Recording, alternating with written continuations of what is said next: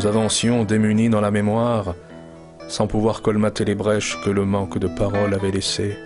Un paysage oublié réapparaît quand on sait le regarder.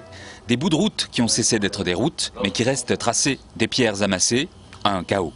C'est la matière d'un livre signé Philippe Berthaud, poète toulousain dont on s'accorde à reconnaître le don de langue, la voix, avec le photographe Alain Bagy. Le livre s'appelle Les routes captives.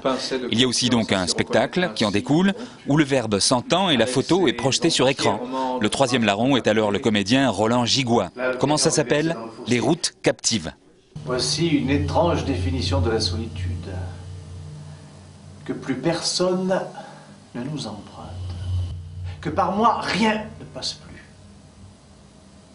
C'est alors que Route captive devient ce quai, cette quête rompue, cet absolu clos.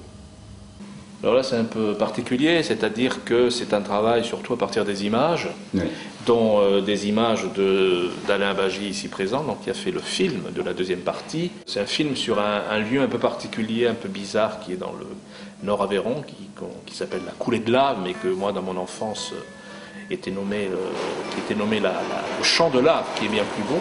On a conçu des images presque finales en même temps que le texte.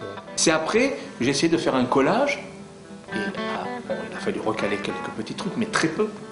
Et ça c'est quand même très mystérieux, quoi. Et donc Roland Gigois, ici, erre dans ce champ de pierre, et là, pendant le spectacle, il est sur la scène et il dit un texte un peu décalé, certes. Un conte, en fait. Une sorte de conte. Oui, c'est une conte, une errance, une façon de se ressourcer par les mots et par la poésie.